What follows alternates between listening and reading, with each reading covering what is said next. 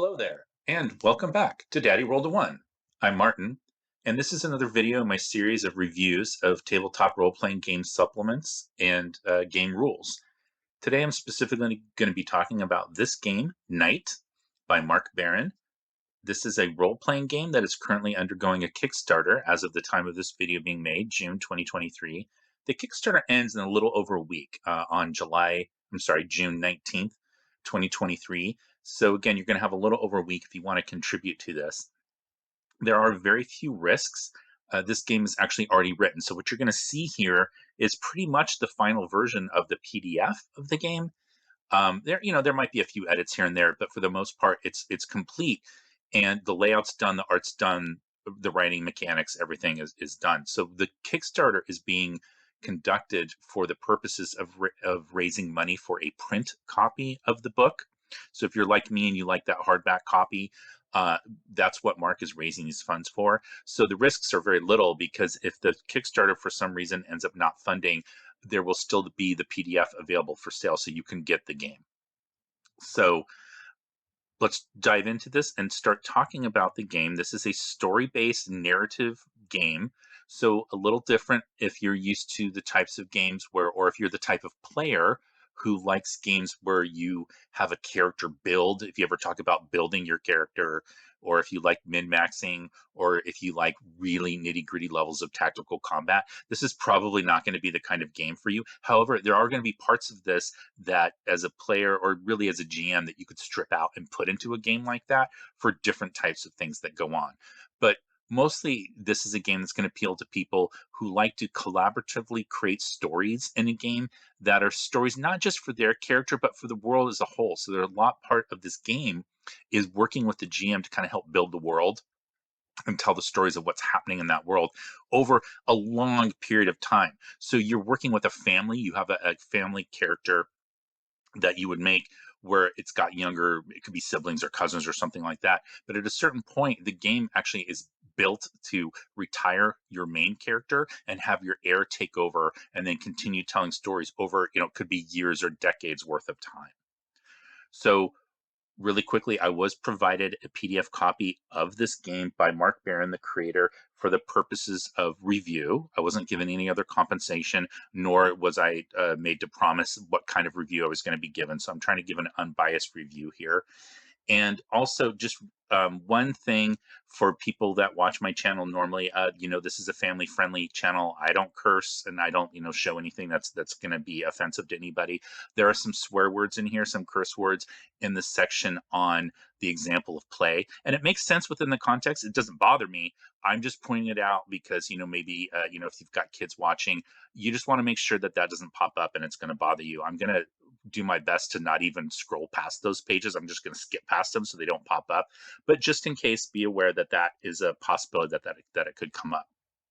So let's dive in and start talking about this game. So first off, you see the art here, and this is going to be very indicative of what the game's going to look like. So it's a very clean, black and white layout, but all the art is in color. All the art is from Wiki Commons, and it's all this kind of older art that is depicting, chivalrous knights doing various chivalrous deeds. The author talks about thanking Into the Odd, the Pendragon RPG, Blades in the Dark. Later on in the back, he also mentions Powered by the Apocalypse. So I think Powered by the Apocalypse and Blades in the Dark are really going to be more inspirations for this from a mechanics standpoint. This is, again, one of those kind of collaborative narrative story-based games, and that fits really more within that type of vein than, say, like a 5e or something like that. So getting into the table of contents here, you see, what is this game, which is kind of cool. I like this. This is a different take on what is a role-playing game, that I just, really don't like those sections in role-playing game books.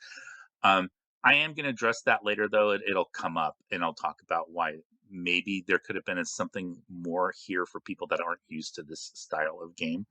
Then he talks about what is a knight, and then it gets into character creation. So what's kind of fun about this is you see there's 1, 2, 3 pages. That's it for character creation. So this is a very minimalistic, rules light game. There are rules in here, but it's really built around telling stories as opposed to, again, things like tracking hits and combat and subtracting hit points and calculating armor class and all that kind of stuff. Those aren't things that you're going to worry about in this type of game. This is not the game for that type of play. So we talked about the layout a little bit earlier. It is a clean layout. I really like the typeface. It's very easy to read. I really don't like reading PDFs. Normally I would print this out. However, I did read this as a PDF on my screen just because I wanted to see how I could do it. And, because that's how most people are going to read it. Few people are going to print out a PDF anymore. So I looked at it as a PDF. It didn't strain my eyes. It was very easy to read the typeface. And so I really appreciate that I didn't have to make it a bigger size. I am looking at it on a larger size monitor, so I'm not looking at it on my phone. So that probably makes a difference. But I did like it. However, I will say for role-playing games, I really like a 2-column format. That's just my preferred type of layout. I don't like reading long lines of text, especially in a PDF. It's the book and it's a hardback, that's different. But because I'm reading this as a PDF, I think I would have preferred a 2-column format. And that brings me to my next point. There's a lot of great information here on, the name for your knight and, roll or pick a D20. You could pick or you roll a D20 for the name. I would have preferred these as tables. I think just a 2-column format with these things all as tables would have been much easier to read and would have provided a little visual, breakup of these big sections of text. It would have given it a little bit more diversity, something different to look at on the page. When I'm reading a role-playing game, I really don't want it to be like I'm reading a textbook. I mentioned that in another video I talked about. I don't like that kind of format. And so I just think that would have been better. I do like things like the background and the charge for your coat of arms. I think this is all really cool stuff. I really like it. I love the names. The names are very evocative of the setting. I just would have preferred them in a different format. I really like the faith and patron spirit here. So they have these kind of, I'm going to call it faux Christian. I don't know if that's true. I don't recognize any of these names. So people out there that are more knowledgeable about that can let me know if these are actual Christian saints. I hadn't heard of any of them. I know Saint Bridget, but I don't think that it's being used in that context of that saint. And then you've got your pagan gods here. As I looked at this, I think these are mostly Celtic. I know at least 3 of them are, and so I'm assuming that they all are. I remember some of these from my old Deities and Demigods book from first edition Dungeons and Dragons. Then you've got your eye color, your hair color, your body, and then we're going to get into some mechanics here. So this is the main part of the game. This is a game where you're going to be using all the different dice, so from 4 through 20. But the main die that you're going to be rolling in this game is going to be, other than character creation, where you're rolling kind of all these different ones. But during the gameplay mechanics, you're going to be rolling a d20. However, this is not a d20 system. This is not the standard D&D, roll a d20, hit a target number or above, and add your modifiers and all that kind of stuff. This is a d20 roll under, and what you're doing is you've got 3 attributes. So again, this is where it's closer to something like a Blades in the Dark, where it's not the standard 6 D&D attributes. You've got vigor, prowess, and wit, and to those 3 abilities, you're going to give them either a 10, a 12, or an 8, and one of each, right? So if you want to be a character who's really good at fighting and strong, powerful, physically strong, you're going to want to put your 12 into vigor. And then the way that mechanics work in this game is that when you try to attempt a task, you are going to describe it in such a way that the GM's going to understand that you're using your vigor, right? And the GM's also going to kind of consider the circumstances of what's going on. And then it's going to tell you to roll a d20. And if you hit your vigor or less on the d20, then you're going to succeed. So you can see why you'd want to put your higher score into the thing that you want to use the most, because it's easier to roll 12 or under on a d20 than it is to roll 8 or under on a d20. So that's the main mechanic of this game. That's going to cover the majority of the things that are going to happen, like mechanically speaking, during this game. Then you're going to choose or roll a trait that represents you. You have a list here. And then you're going to have 2 family members who are your dependents. So part of this game is based on the idea that you have a character, and then that character has these other people from his or her family that are traveling with them. And sooner or later, your main character is going to retire. It's built right into the game. After you complete 10, I'm just going to use the word missions. After you complete 10 of those, that character retires. and it's actually built into here. You're going to write a story or a poem or an ode or whatever you want to say about the triumphs of that character, and then it retires, and then you bring up your heir that you've created here, and you keep playing. But years probably have passed since that other character started out, right? So that's it. And then you have an 8 endurance, and then you roll, choose, or name your fief, give it a point of interest, and then here's some names. So I'm going to stop right here. This is very much based on Arthurian history or Arthurian legend, Arthurian myth. So you can see these names are very much like that. And the types of roles that you're going to be playing are very much like that. So while it's based on that, you're not playing in King Arthur's world. You're going to end up creating your own world. You're not going to interact with any of the characters from the King Arthur stories unless the GM wants that to happen, but it's not built into the game. So you're creating your own stories in the style of chivalric knights from that era.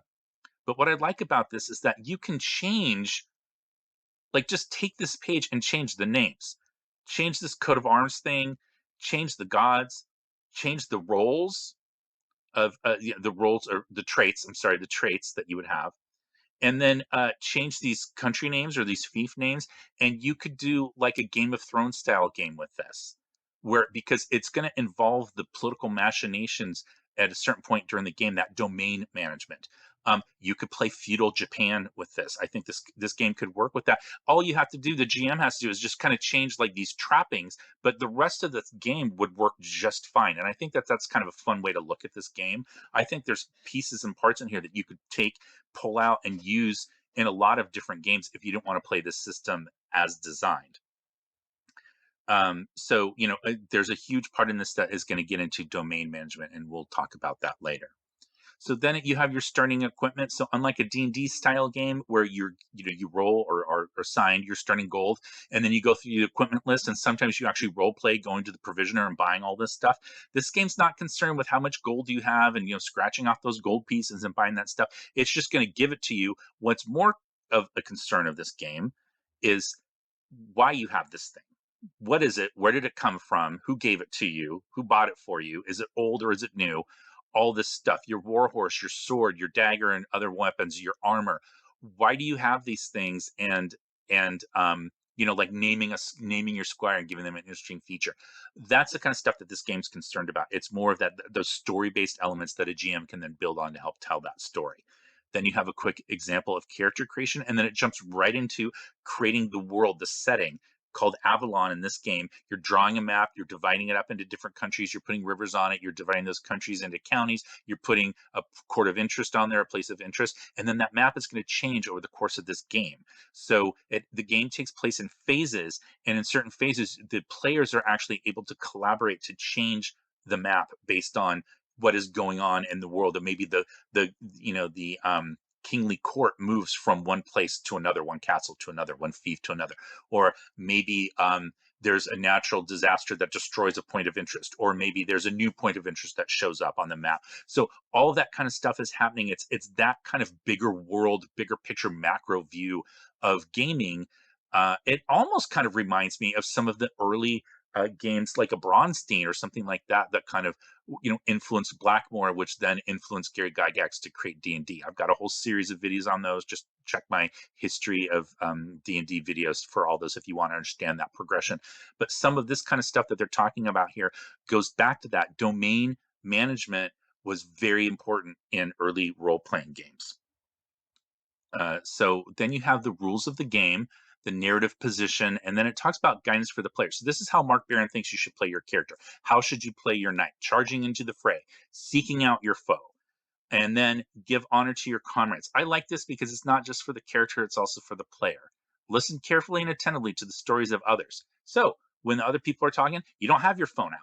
You're not thinking about what you're going to do next. You're not, tuning out. You're not getting up, leaving the room because someone else is talking, because what they're saying is going to impact you and how you want to play this game, and how you're going to work together to create the story that you're going to tell collaboratively to create your session and your game and your world.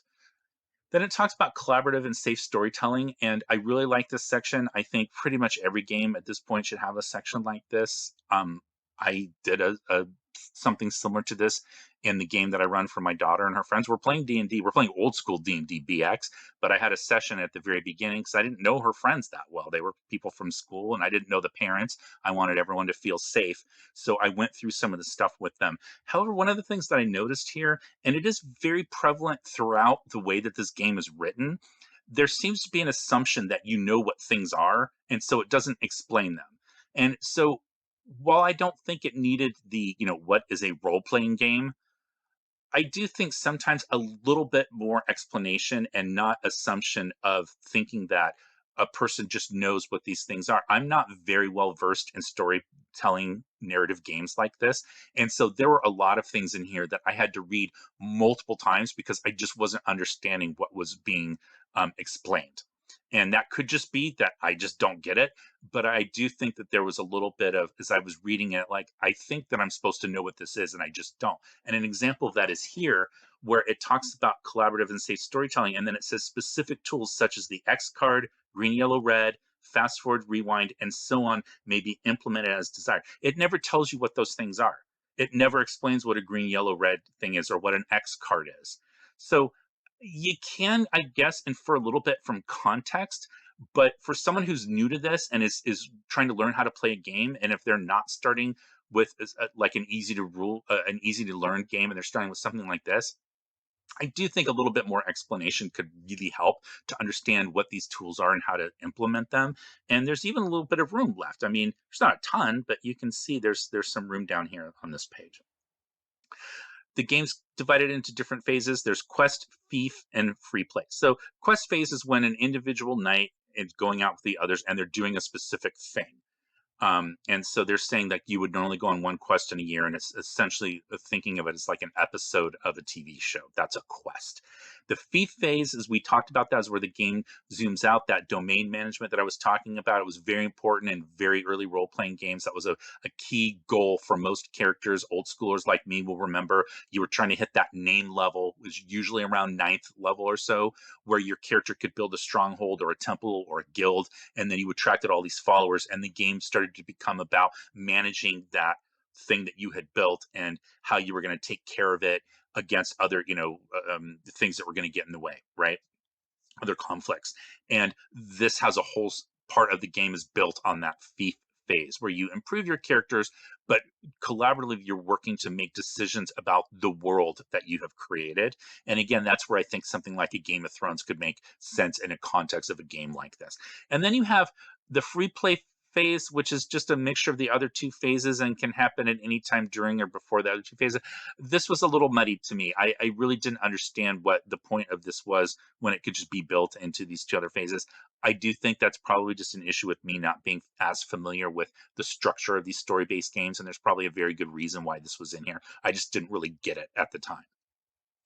Then phases are split into scenes. This is something that took me a little bit to get used to, which is this idea that this doesn't have a structure like a typical class and level type game where, in the basic D&D game I'm running for my daughter, combat has a very specific order in which it's conducted, and then exploration has a very specific order in which it's conducted, and how long things take, and the resource management. This game is not about resource management at all, as you saw with that part on equipment, because it's not even tracking how much gold you have to buy stuff.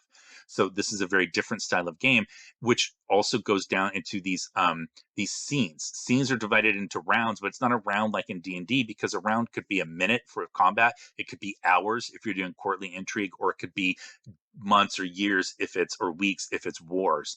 And so that for me, it's a little hard to get used to because I'm used to a little bit more structure. I think if you're just used to these types of things, you probably just get it intuitively.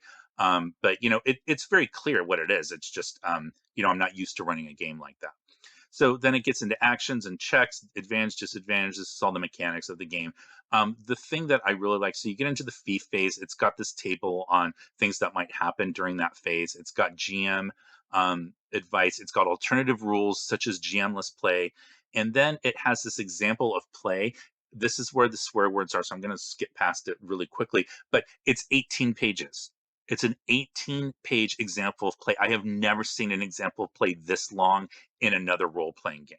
So it could be that, again, this is very common in story-based games, and I'm just not familiar with it. I was just a little taken aback about how long it was, but a lot of it is explaining all that stuff earlier. And I think that the idea here is it's show, don't tell. So it'll say, oh, you have these different things that are going to happen, but this is where you figure out how to implement it during the game. And a lot of that's going to come from these sidebars over here where Mark, the creator, is talking about why he did the things that he did, why he put the number at this level or like whatever that was. And so I really like this. I love being able to peek behind the curtain into a designer's head and like why things work the way that they work. I just think it's a great part of a game, especially something like this that's probably a little bit more unfamiliar to people.